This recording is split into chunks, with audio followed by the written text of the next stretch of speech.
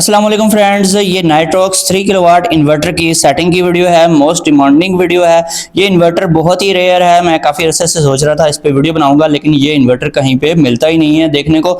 और आज मुझे ये मिल गया है लाहौर में अब्दुल कयूम साहब के घर में। और सबसे पहले आपने बैटरी टाइप देखनी है, फिर आपने सेटिंग में एंटर होने के लिए जो ऊपर एक गियर का निशान बना हुआ है उसके ऊपर आपने क्लिक करना है। उसके ऊपर क्लिक करने के बाद आप सेटिंग में एंटर हो जाएंगे। यहाँ पर बैटरी सेटिंग में जाना है। अगर आपके पास लिथियम बैटरी है तो आपने लिथियम को सिलेक्ट करना है, अदरवाइज कोई भी बैटरी है तो आपने यूज बैटरी वी या फिर यूज बैटरी परसेंटेज सेलेक्ट करना है। अगर वी को सिलेक्ट करेंगे तो वोल्टेज के हिसाब से आपको पैरामीटर नजर आएंगे नेक्स्ट स्क्रीन पे, और परसेंटेज को सिलेक्ट करेंगे तो परसेंटेज के हिसाब से आपको पैरामीटर्स डिस्प्ले पे आएंगे। बैटरी कैपेसिटी जो है वो बैटरी के ऊपर लिखी होती है, वहां से देख के पुट करें। और मैक्सिमम अम्पेयर जो चार्जिंग के हैं ये सोलर से चार्जिंग है वो आपने सेट करने हैं, और मैक्सिमम अम्पेयर जो डिस्चार्जिंग के हैं यहाँ पर आपने 120 रख देने हैं और एक्टिवेट बैटरी को टिक कर देना है। और अम्पेयर चार्जिंग जो है 20 की बजाय आप 15 भी रख सकते हैं, 10 भी रख सकते हैं। अगर आपके एरिया में लोड शेडिंग बहुत ज़्यादा है तब आपने 20 एम्पेयर लिखनी है। और इसके अलावा नेक्स्ट पेज है बैटरी सेटिंग का, उसमें स्टार्ट कब हो राइट साइड पे है जी ग्रिड की सेटिंग। ग्रिड चार्ज और ग्रिड सिग्नल को आपने टिक मार्क लगाना है और 40% सेलेक्ट कर लेना है या 50% कर देना है। ठीक है, अगर आप चाहते हैं कि इतने परसेंटेज पे बैटरी चार्जिंग स्टार्ट हो जाए और इससे ऊपर ऊपर आपकी बैटरी रहे। और 20 एम्पेयर जो है ग्रिड से चार्जिंग करंट है, ये आप कम कर लें तो ज़्यादा बेस्ट रहेगा। लेकिन अगर लोड शेडिंग बहुत ज़्यादा है तो फिर आप 20 ही रखें, इससे ज़्यादा लेकिन नहीं रखना। और 15 एम्पेयर भी रख सकते हैं, यहाँ पे 5 एम्पेयर भी सेट कर सकते हैं, और 15, 2 एम्पेयर, 10 एम्पेयर कुछ भी आप रख सकते हैं। इसके अलावा नेक्स्ट जो सेटिंग है बैटरी सेटिंग 3 है। यहाँ पर आपने फ्लोट वोल्टेज सेट करने हैं 27.0, ये है जी लेड एसिड बैटरी के लिए। और कोई भी ट्यूबलर बैटरी है या लेड एसिड है 27.0 इसको रखना है। और अब्जॉर्प्शन वोल्टेज जो है 29.2 आपने रखने हैं ट्यूबलर बैटरी के लिए। सिंपल बैटरी है तो आपने 28.2 रख देने हैं। इक्वलाइजेशन वोल्टेज जो है वो ट्यूबलर बैटरी के इस अब्जॉर्प्शन जो वोल्टेज की इसकी लिमिट है इसके हिसाब से आपने बढ़ाने हैं। तो 29.2 अब्जॉर्प्शन है तो इक्वलाइजेशन जो है हमारे वो 30 वोल्ट पे होंगे। और इक्वलाइजेशन डेज है यहाँ पे 30 डेज रख लें अगर आपकी बैटरी बिल्कुल ओके है। और इक्वलाइजेशन आवर्स जो है वो 2 रख लें।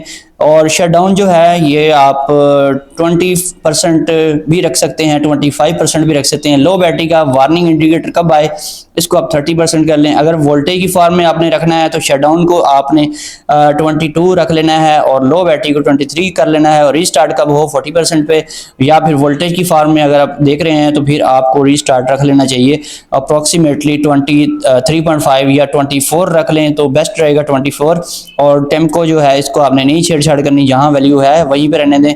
और बैटरी रेजिस्टेंस जो है ये 1 मिली ओम से लेकर आप 16 मिली ओम तक रख सकते हैं। ये अलग से एक टॉपिक है कि बैटरी रेजिस्टेंस क्या होती है।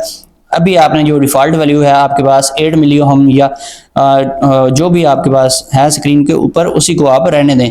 इसके अलावा आपने जाना है सिस्टम वर्क मोड में, तो यहाँ पर आपने सेट करना है कि आप सोलर इसको नेट मीटिंग से यूज़ कर रहे हैं तो आपने सेलिंग फर्स्ट कर देना है। और अगर वैसे यूज़ कर रहे हैं तो जीरो एक्सपोर्ट टू लोड कर देना है। अगर आपने सीटी लगाई हुई है अपनी ग्रिड के फेज इनपुट में तो फिर आपने जीरो एक्सपोर्ट टू सीटी को सिलेक्ट कर लेना है। और सोलर सेल अगर आप नेट मीटिंग यूज़र हैं अगेन तो फिर आपने इसको टिक मार्क करना है, अदरवाइज नहीं करना। और ऊपर है 4000 वाट या 3000 वाट भी ऊपर वैल्यू रख सकते हैं। इसके अलावा मैक्स सेल पावर जो है वो आप यहाँ पर सेट कर देंगे कि कितनी जो है ग्रिड को फीडिंग करे उतनी ही होगी। जीरो एक्सपोर्ट पावर जो है इसको जीरो ही रहने दें। और बैटरी फर्स्ट रखना है या लोड फर्स्ट वो आपकी चॉइस है। इसके बाद आपने नेक्स्ट पेज पे आना है, यहाँ पे टाइम ऑफ यूज सेट करें तो आपकी मर्जी है। ये है SBU मोड, अगर इसको सेट नहीं करेंगे तो आपका इन्वर्टर SUB मोड से चलेगा। अभी ये टिक लगा हुआ है, इसका मतलब ये है कि ये बैटरी शेयरिंग से काम करेगा। और यहाँ पर आप टाइम लगा सकते हैं, इतने बजे से लेकर इतने बजे तक ये चार्जिंग करवाए बैटरी की और इतनी पावर से। पावर यहाँ पर आपने ज़्यादा नहीं रखनी, आपने 1000 वाट से पावर ज़्यादा हरगिज़ नहीं रखनी। और ज़्यादा अगर रखनी है बड़ी बैटरी है तो 1500 या 2000 वाट भी रख सकते हैं। और बैटरी परसेंटेज यहाँ पर सेट कर दें कि कितनी परसेंटेज से ऊपर चार्जिंग स्टार्ट। और फिर आपने नेक्स्ट पेज पे आना है, यहाँ पर डेज की सेटिंग है, इसको आपने टिक लगा देने हैं सारे, ये बाय डिफॉल्ट लगे ही होते हैं, इसको और कुछ नहीं करना आपने। इसके बाद नेक्स्ट पेज में जाना है, यहाँ पर है जेन पोर्ट यूज, ये है हमारे स्मार्ट लोड या हैवी लोड की सेटिंग। यहाँ पर जनरेटर मोड डिफॉल्ट में होता है, उसको आपने हटाकर स्मार्ट लोड आउटपुट पे कर देना है और यहाँ पर पावर लिख देनी है 500 वाट, 1000 वाट या जितनी भी। इस 500 का मतलब ये है कि जिस टाइम सोलर पावर 500 से एक्सीड होगी आपकी, तो आपका जो हैवी लोड है वो सोलर के ऊपर शिफ्ट हो जाएगा। ठीक है, अगर आपने ऑन ग्रिड ऑलवेज ऑन का टिक लगाया हुआ होगा तो आपका हैवी लोड शिफ्ट हो जाएगा वापडा के ऊपर। अगर इस टिक को हटा देंगे तो वो आपका हैवी लोड जो है वो ऑफ हो जाएगा। और इसके अलावा फ्रीक्वेंसी है, इसको आपने नहीं छेड़ना, ये 50 हर्ट्ज ही होती है या 52, ये इसको रहने दें। इसके अलावा आपने हैवी लोड की कट ऑफ सेटिंग करनी है माइक्रो इन्वर्टर इनपुट की, तो यहाँ पर आपने ऑन और ऑफ की परसेंटेज या फिर वोल्टेज की फॉर्म में इसको सेट कर देना है। जितने आप परसेंटेज यहाँ पे रखेंगे उतने परसेंटेज या वोल्टेज के ऊपर ये ऑन हो जाएगा, और जो ऑफ वैल्यू रखेंगे उतनी वैल्यू पे ये बैटरी डिस्चार्ज करेगा, उससे नीचे बैटरी को ज़्यादा डिस्चार्ज नहीं करेगा और ये कट ऑफ हो जाएगा। IP65 वाले इन्वर्टर जो हैं उनके अंदर फ़ैन नहीं होते, ये टोटली साउंड प्रूफ होते हैं।